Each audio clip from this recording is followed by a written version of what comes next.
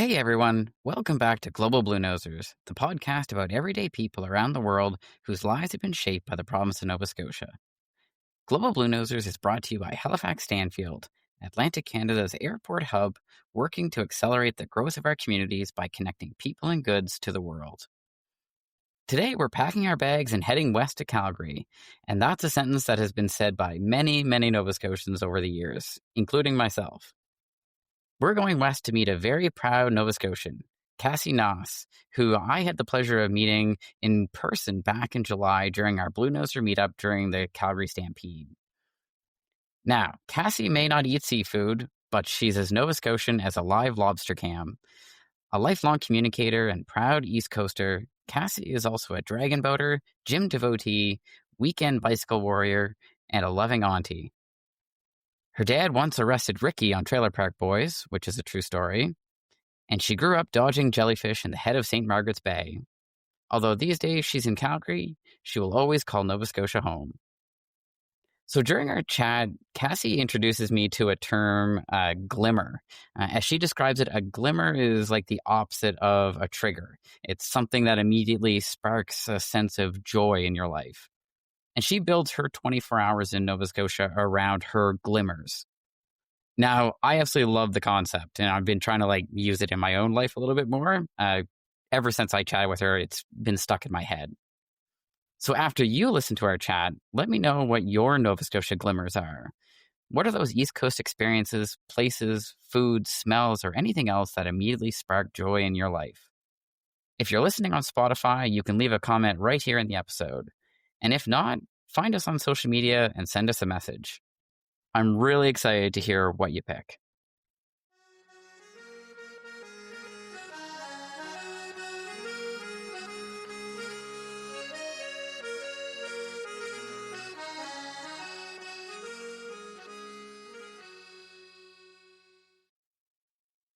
Cassie, thanks so much for joining the show today. Thanks for having me, Sean.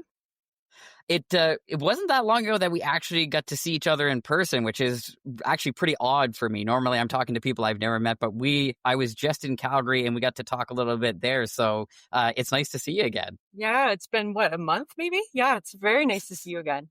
Somehow, yeah, the time has already flown. Stampede was feels like it was just a minute ago, and now we're a month out. Just a memory now. Are you all recovered from Stampede? That week is always so just bizarre. For the first time since I've been here in Calgary since 2013, it's the first time I didn't partake in any official Stampede events. And I'm okay with that. So you're becoming a Calgarian now. That's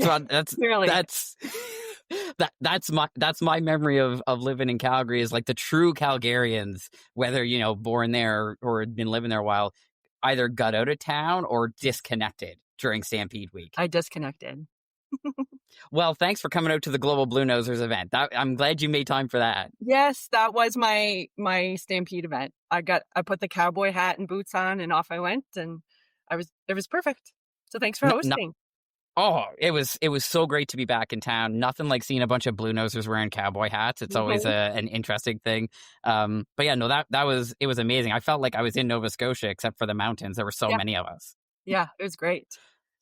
Well, thanks for agreeing to be on the show. I'm really glad we got to do this. It was, pretty highly recommended by one of our previous guests. One of the very early days, Olivia said you had to be a guest. So it's she's now been connected to must be like 2 or 3 easily guests now. I believe that. She's fantastic.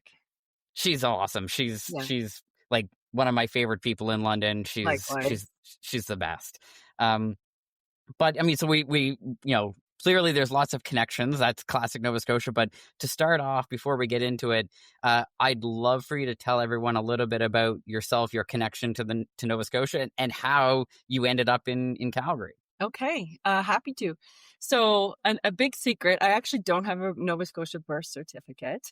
I was born in Ontario, but my parents are both Nova Scotian. And, shortly after I was born, they decided to move back. And I am so happy with that decision that they made.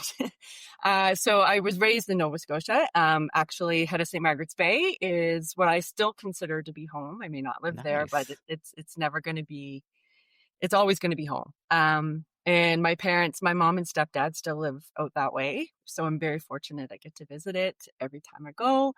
And I moved out here to Calgary in 2013 simply because I wanted a change. I felt like I need to stretch myself a little bit. I remember distinctly thinking I need to be uncomfortable. I felt too comfortable in Halifax. And I picked Calgary because my brother was living out here. And I thought, if I crash and burn, at least I'm sheltered and fed. And that's, 12 years later, I didn't crash and burn, and I'm sheltering and feeding myself. So it's great. It's not an uncommon destination, and it's a place that I know really well. It's funny, there's a lot of parallels there. So I also don't have a Nova Scotia birth certificate, so I Ooh, always share that. So I was born in the north. My dad was teaching up there. So okay. and then we moved back when I was 3, and I was raised in Yeah. Nova Scotia. So it's where all my memories are. But similarly, I ended up in Calgary in 2008 because my brother was in Calgary living That's there. funny. Yeah, so very similar trajectories, and I don't imagine we're alone in that. No. It's there's so many of us out there. Yeah. There's a lot. And we saw that last month when you hosted the Blue Nosers event. Yeah, It was and so many pretty full different house. reasons. Yeah. Yeah, so many different reasons, rationales. In that room we had alumni, we had people born and raised. But I mean, I always like to have people talk about their hometown. So head of St. Margaret's Bay, I've had a couple of people mention that before, where they were raised. Describe it to somebody, because even for Nova Scotians, we don't get everywhere. Describe what it was like to grow up there. Yeah. Well, I feel like it's a totally different universe now than when I was growing up there. When I grew up there, we did not have a grocery store. We would have to drive into Halifax to the Dominion once a week to get groceries. But now there's 2 grocery stores, a Canadian Tire, a couple Tim Hortons. It's really got a glow up, I guess you could say, since then. But growing up, um, you know, like your daughter, like you mentioned earlier, I wanted to live in the city. Like it felt so cool to be able to go to the mall and, get a bus. And now these are things like you can't get me near a mall with a 10-foot pole. Like, no, thank you. And if I can avoid public transit, I will. But back then, that's all I wanted to do. And now I look back and it is home. Like when I think of warm, fuzzy feelings and my heart tank filling up, I think of the head of St. Margaret's Bay, those cool mornings as the fog is burning off. It's in the smell, even the smell of that sulfuric seaweed, Yep. which used to repulse me. Now it's home. When I was traveling to New Zealand a couple of years ago, I was driving to a place called Lake Tekapo. I may not have pronounced that properly, but it is an alpine lake and it has a dark sky project. And I was just excited to go see the stars. But as I was driving, my windows were down. I could smell lupins. And I thought, am I having a seizure? Like, how are there lupins here? This is home. This is a Nova Scotia smell.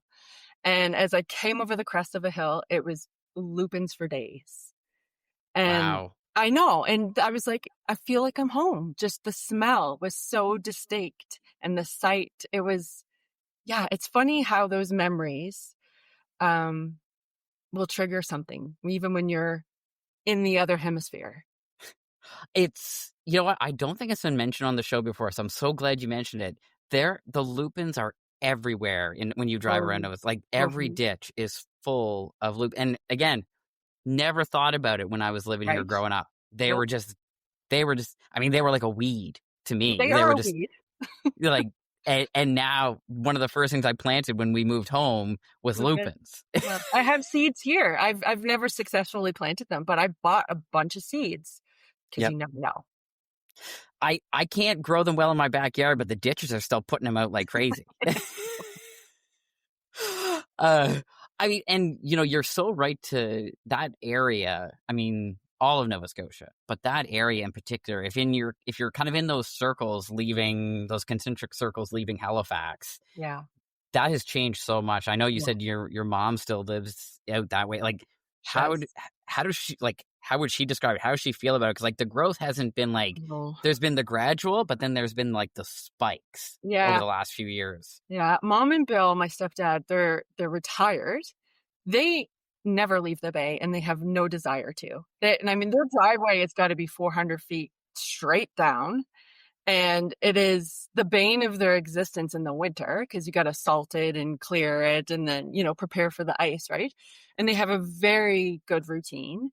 Mm-hmm. And even still, and I think about as they get older, I think about like, are they going to be able to manage this? But they don't want to leave. They are quite happy to be stuck in it there, and stuck in like, they're just so happy. They Yeah.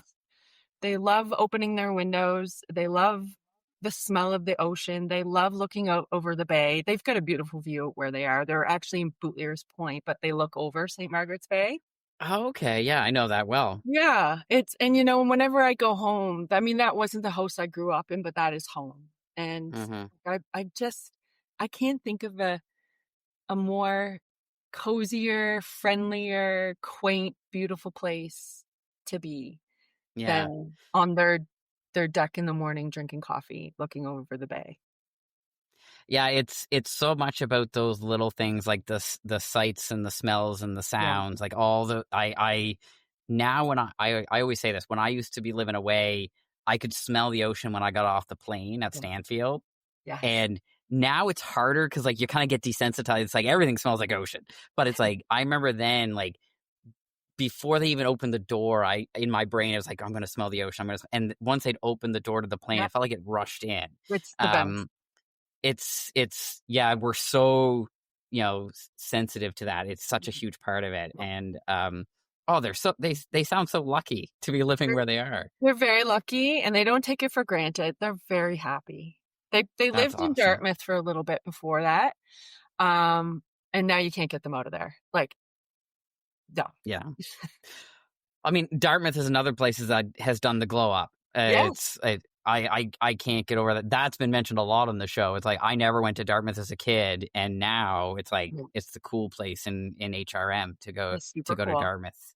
Yeah. Um, That whole so waterfront down there, oh it's like a baby Vancouver. I can't that every time I go home, I'm astounded by the glow up. There's really no other term for it. It sounds a bit of a buzzword, but it's it really grown up.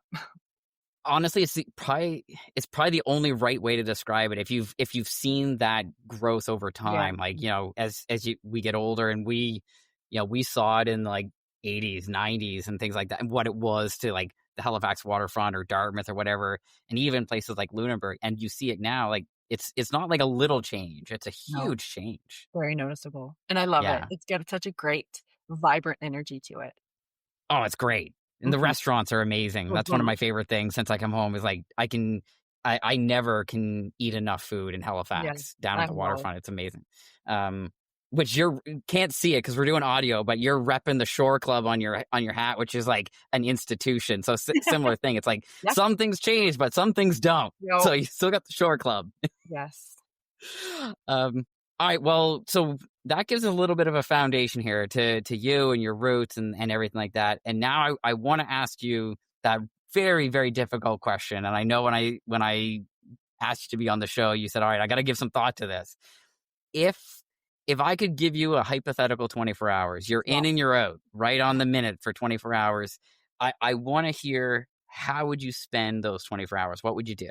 Yeah, I thought this would be a daunting question because there's so much you want to jam into 24 hours. It actually turned out to be quite easy for me because Oh, nice. everything on this list and I made a list, so I'm going to refer to it. So apologies for looking at my phone, but everything on this list is something I do when I do go home. These are must-haves.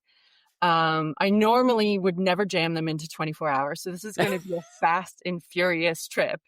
But these are all things, I don't know if you've heard of the term glimmers, which is the opposite of triggers. So there's something that gives you joy and Okay. awe, and they can be as simple as, the smell of the ocean when you get off the plane kind of thing. But these I would describe as my glimmer list. Oh, I love that Yeah. phrase. Yeah. So these are my Nova Scotia glimmers in 24 hours. Love it. Love it. So I hope you don't mind that I've based my 24 hours on a summer Saturday to You are all of this. you are not unique in picking summer for this. No, I didn't think so.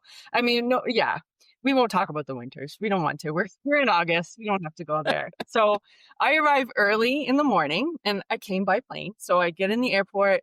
I've rented a Jeep. It's beautiful. The top's coming down.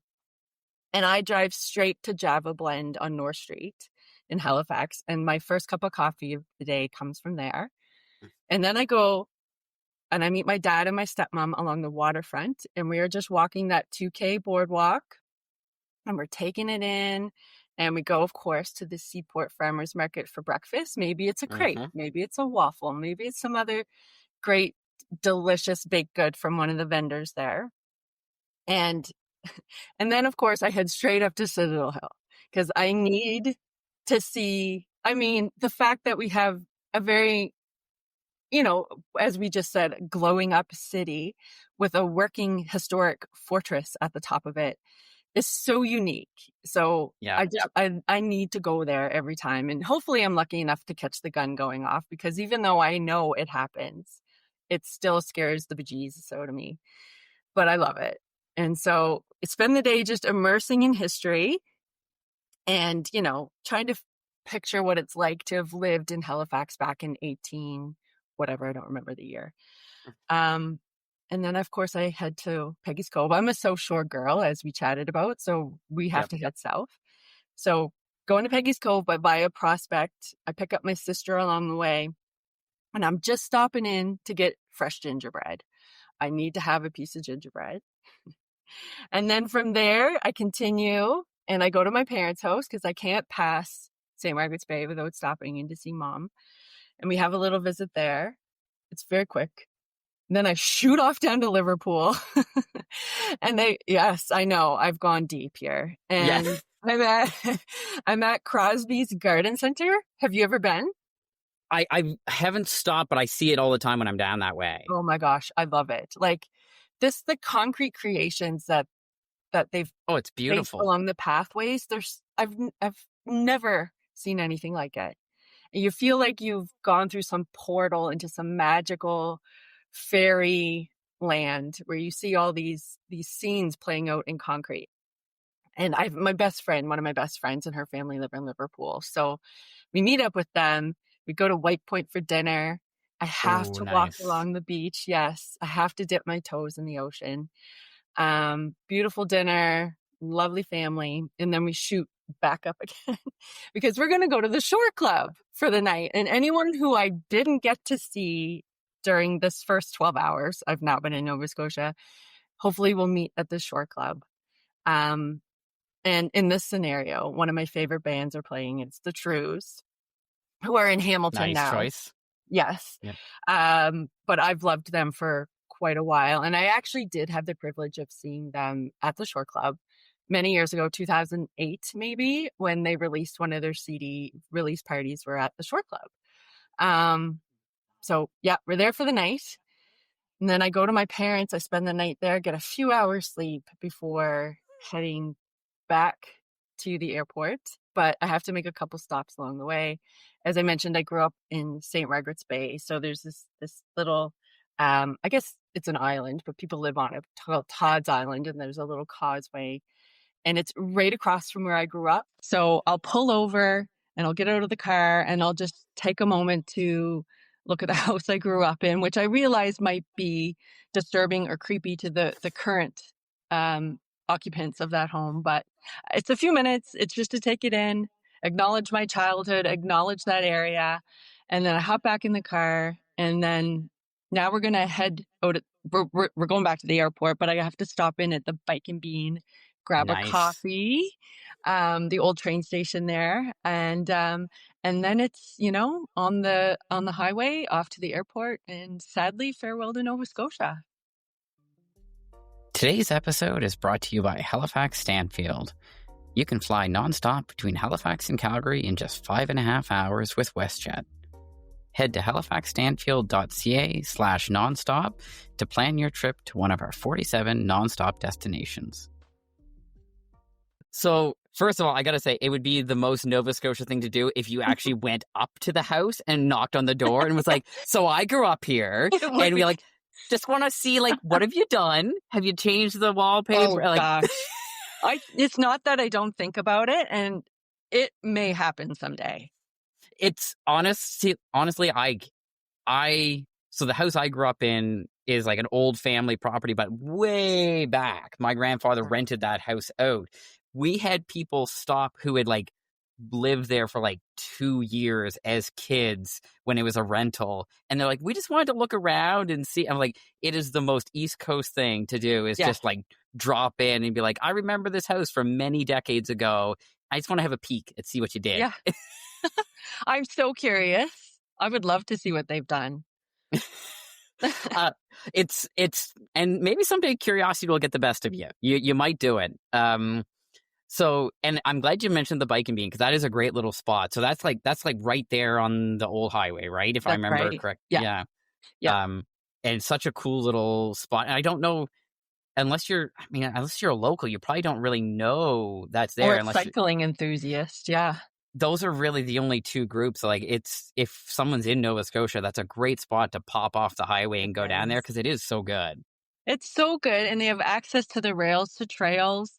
You can rent bikes. I did rent a bike when I was home with my nephews one time. Desperately wanted to take them on that trail. And so we went up and rented bikes and helmets and went for a nice little cruise down to the Mersey and back again and got a little treat afterwards. They've got a really good thing going there. Yeah, it is always jammed with bikers. Like it's and by that I mean cyclists, not bikers, Yes, cyclists. yes. Good distinction, got, Sean. got, gotta make that distinction. That it's such like a gathering spot for the cycling community. So, but I think it is such a good, for you going all the way down to Liverpool to start. Like I think that's great because like Liverpool, I think gets forgotten about when people are talking about like when they're giving the recommendations of where you should go or anything like that is such a cool little It town. is really cool. And it sort of represents so much about Nova Scotia is that like you need to kind of get out of the main areas to Mhm. really find some of those gems. Oh, it's Um, such a great gem, and there's so many gems within that gem. yeah, well, Liverpool has changed so much since like we would have been young. Like we used to sell wood down at the Bowater plant down there, and Right. now it's totally different. Like Yeah. there's a totally different focus. But yeah, I feel kind of ashamed that I haven't checked out Crosby's with the all of the statues. And like I've seen it and everyone has Yeah. talked about it, and I'm falling back into the classic like I'll get to it of when you live here, right? Yeah. Yeah. So They're um, always adding to it. So you're only if the longer you delay, the more grand it gets. So just think of it that way. that's a good point. So now, I mean, for you, you've now lived away from the province for you're starting to get into that longer Mm. period of time of having been Yeah. away. I find once you cross over that decade mark, you're starting to get into a different category. But like Mm. for you, when you're talking to people out there in your network that maybe don't have a connection to the east, like what are you trying to tell people about Nova Scotia? Like how are you trying to represent home in your day-to-day life? Well, the first question is, or the first comment is always about the seafood, Yeah. and how good it must be. And fun fact slash, I'm probably going to get chastised for this. I don't eat seafood, never have. Um, So, I can't really even recommend it. And then the second comment is always about the donairs, and Yeah. I'm vegetarian, so I don't eat those either. I mean, I used to, but, like, but it's all I say is how much it's changed and how much it's grown up and how it does seem like a baby Vancouver to me now. It's Hmm. vibrant. It's got such a great energy. There's so many young people. There's so many like cool things happening there, like from a commerce standpoint. Yeah. And I do often think about going back. And I've Hmm. always, when I first came out here, it was actually for like supposed to be a year. Um, like one, I took a leave of absence from my job to explore for a Hmm. year. And but I do think, what would I be doing if I went back? And could I bring the skills and the experiences that I've learned here, which have been immense, Yeah. and apply them back home? So I guess when people ask about the East Coast, I'm just like, it's beautiful. You got to go. Yeah. I think you hit on something so important there because I mean, that's been so much of my motivation in what I'm doing with Global Blue Nosers, not just as a podcast, but as an organization, everything is like for you and so many people like you and that have gone out, you've gathered all of this knowledge and connections and everything from a life out there. For you, is there that motivation to, even if you can't move back, to try to somehow give back as you've moved along in your life and in your career? Yeah, and it's funny because I saw recently that you posted about looking for people to help expand and support your network, and that's I would love to help with that too. So we can chat about that later. But yes, Beautiful. I think about ways to give back because I'm not quite ready to move back yet. I have nephews here. I don't have children of my own, but I have two nephews that they live here. I can't imagine living that far away from them. It would break my heart. It's hard enough that they have parents that take up all their time and I don't get to spend as much time with them. But I'm still very anchored here, but my heart will never ever leave Nova Scotia. I will retire there. I will be back. Yeah. I think, that's part of I think sometimes the unspoken emotional part of living away Yeah. is compared to maybe from other places. Like I think, especially folks from the East Coast is like, we never truly leave, which makes it really difficult because you're kind Yeah. of living two lives, right? Like Yeah. you've There's got this always one great foot. Exactly. You've got this great life in Calgary. You've got family and work and like there's all that, but then you're also always kind of anchored out here. That's a tough balance, I would imagine, for you just on a It's day-to-day, hard. month-to-month Yeah. basis. It's hard. Yeah, it is hard, especially this time of year. I mean, in the Mm. summer, like, it's just paradise out there. Yeah. I mean, obviously, it sounds like a heat dome paradise right now, but, to be able to cool off at the ocean at the end of the day is, Yeah. it's just the pace is so different. It's just maybe it's because I'm always on vacation when I go back, but it's just it's just I don't know, it's so refreshing there. Yeah. I mean, I think there is that piece is no matter how long you're back here, whether it's for 24 hours Yeah. or 24 years, like Yeah. it's, this is kind of where we're made whole. And that's why it Mhm. probably feels Mhm. comfortable. You're kind of just feels like that puzzle piece has been put back in for that time away. And then That's when you exactly leave, what it's like, yeah. it gets left behind, right? And so you're always searching for that puzzle piece. Um, it's that constant, difficult thing about living away is Mhm. to enjoy, to love your life and also be missing a big part of it too is so conflicting. It's very conflicting, and that's a beautiful way to describe it. Yeah. Well, I mean, I'm glad I haven't like actually made you come home for only 24 hours because now we're talking about the emotional toll that it would take. So it's only been hypothetical. Thank God. Yeah. I don't think I could do it. I mean, if someone offered it to me, they say, "Hey, you have 24 hours to go home." Of course, I'm gonna take it, but it'd be very difficult to leave. It would almost hurt more Yeah, I to agree. have. The last time I was home for pure vacation, it was a 3-week stint, and I felt like it was the first time dad dropped me off at the airport that I didn't go hide in a corner and cry. Like, Mm, it was felt like the perfect amount of time. I got to see everybody I wanted to see. I got to do everything I wanted to do, all those glimmers. yeah. And I was ready to come home because I have a dog here as well. He's sitting at my feet right now, and I missed him, Yep. and I missed my nephews, and so, it is hard though.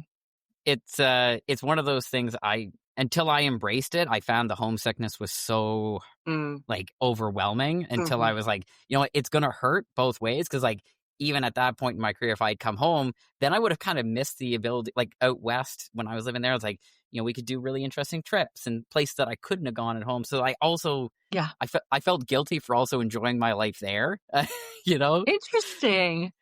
it's like I was like, oh, I should feel bad for being away, but I was like, well, I do love my life, and I Yeah. miss home, and I would go home. It's like that juggling. So, Mm, yeah, and I found it was a moment when I started to be able to come back and not sort of have that just like breakdown. It was an important part of the journey for me.